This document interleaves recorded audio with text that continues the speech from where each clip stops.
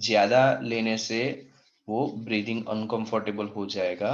और ओजोन जो है वो कैसा है, तो कि unstable, so thermodynamically unstable with respect to O2। तो क्या होगा, reason decomposition of O3 to O2, ozone O2 में कन्वर्ट हो जाएगा। लिबरेट हीट, उसका मतलब वहां पर ये एक्सोथर्मिक रिएक्शन है। एंड इंक्रीजेस द एंट्रोपी, तो पॉजिटिव एंट्रोपी होगा, leading to the large negative value of delta G. उसका मतलब ये रिएक्शन स्पॉन्टेनियस है। तो डेल्टा जी का formula delta G is equal to delta H minus T delta S, बराबर। तो delta G is equal to delta H minus T delta S करोगे तब डेल्टा जी का वैल्यू नेगेटिव आएगा। उसका मतलब O3 का कन्वर्जन O2 में अपने आप होता है। ये एक स्पॉन्टेनियस रिएक्शन है। डेल्टा एच नेगेटिव है और डेल्टा एस पॉजिटिव, तो आपका लार्ज नेगेटिव वैल्यू होगा डेल्टा जी का। ओके। दूसरा केमिकल प्रॉपर्टीज। तो केमिकल प्रॉपर्टी में अभी मैंने बताया कि भाई आपको एक क्वेश्चन पूछते हैं कि O3 act as a powerful oxidizing agent, give reason. O3 act as a powerful oxidizing agent, give reason, क्यों ऐसा।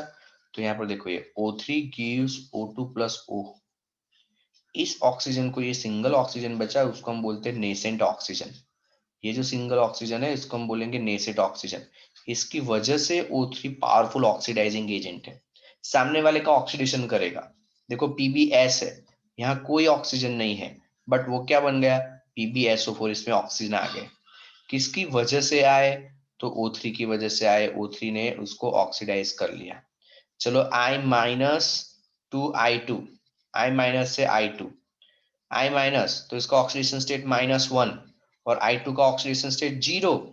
तो -1 से 0 ऑक्सीडेशन हुआ, बट किसने किया, तो कि ये ऑक्सीडेशन O3 ने किया। चलो यहाँ पर NO, NO से NO2, NO से NO2 किसने किया, ओजोन ने किया, बराबर।